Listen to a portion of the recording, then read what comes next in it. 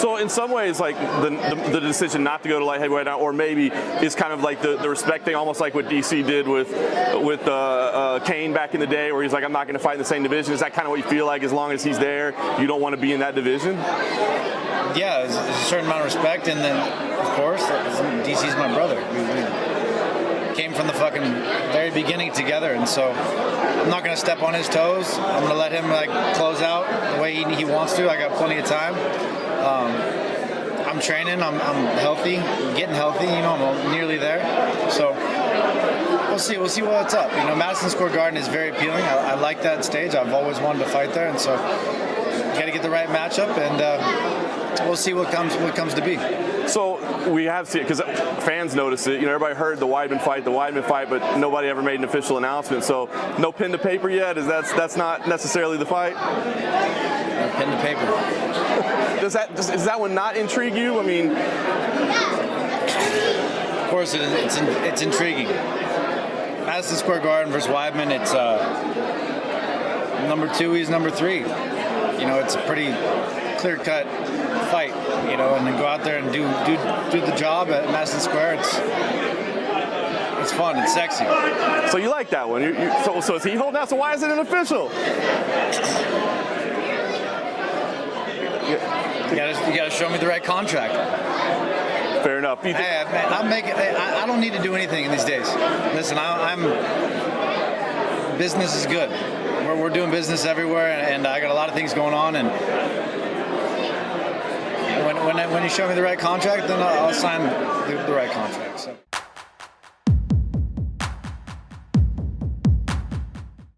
There's been a conspicuous lack of any form of mind games coming out of either Khabib's camp or Conor's camp. Is this a sign of respect, or is it a sign of nobody wanting to throw the first mental punch?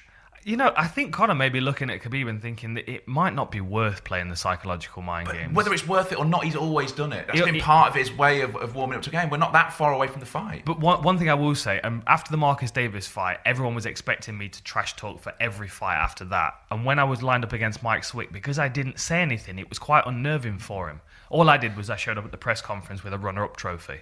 And that was it.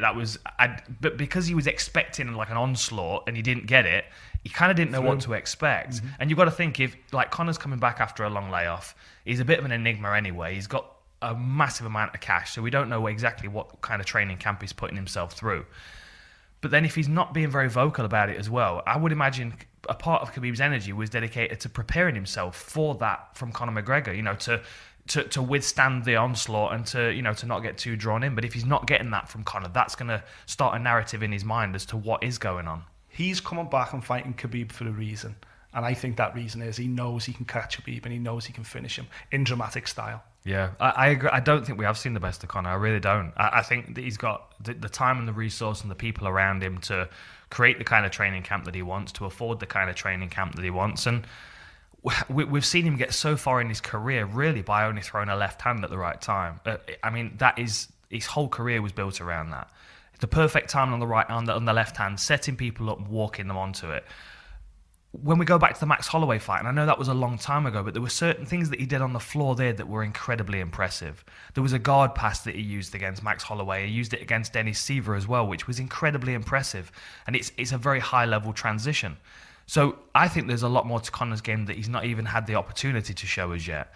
Obviously, he's going to end up on the floor against Khabib. I would be surprised if he doesn't. So we're going to have to see some of that. But I think he's going to surprise a lot of people. And honestly, after Khabib's fight against Al Iaquinta, I wasn't nearly as impressed with him or as intimidated by him as I had been before. So when Khabib's dad comes out and says, if Conor got the best coaches from Dagestan, from Turkey, from Russia, from America, put all these wrestling coaches in the same room, there still won't be enough time to make him a good enough wrestler. You don't buy that? No, but it's not a wrestling match. Yeah, exactly that. They're not competing in wrestling. Conor has to get up 3 times. That's all he has to do. He has to not take too much damage and he has to get back to his feet. The difference with Conor's style and with Khabib's style is Conor switches people off with one shot. Khabib grinds people out over a distance. I was disappointed that it took him so long to get the better of Al Iaquinta. I mean, he should have had him out of there in 3 rounds, really. And when he didn't have him out of there in 3 rounds, he started to slow down. I mean, we know Conor slows down as well in later rounds, but you've still got to think that if he's managed his energy systems well in the early rounds, he's still got the opportunity to find that left hand. And if he does, I don't think Khabib's got the technical ability or the guard or the defense to stop him. Let's tell us about the opportunity that you have here against Nico Montano, going for the title, and finally having that opportunity in the flyweight division to get that chance. For me, every fight is fight.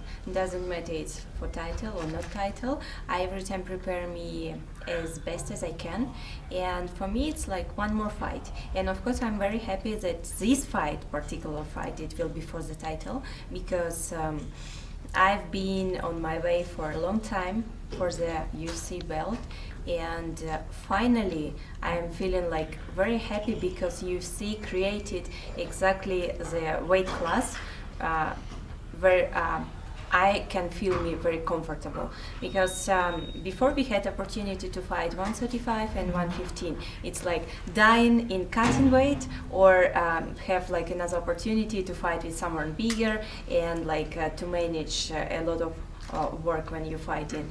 And now in 125, in flyweight division, I feel this is exactly where I have to be. And how did you go about making that transition? Because you were fighting 135, so you maybe had to add muscle, what have you, to get up to that weight class. I mean, I don't know how much weight you were cutting, if at all, to be at 135. But now that you have 25, and that's where you started out your career, I mean, how did you come back down to that weight class? For my fights in bantamweight, in 135, I never was cutting weight. So my walk weight is 135.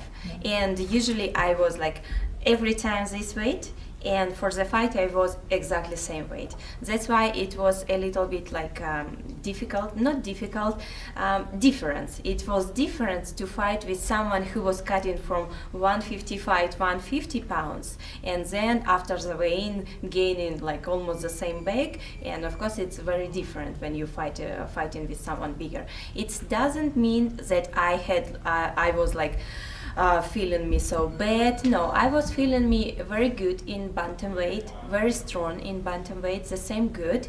But I want to say that in flyweight, I feel me much better, because fighting with the same size opponent, it's something that give you opportunity to show more skills from you. Did it take longer than you wanted to get this fight put together? Because I see on social media that there was some back and forth between the both of you about getting the fight started for the title fight that you have. Of course, I would like to happen it before, because I was ready to fight in June, in July, in August, now September. Of course, I wanted to make it happen before, but it's not every time things happen as you want, and doesn't matter now. I already I don't think about it.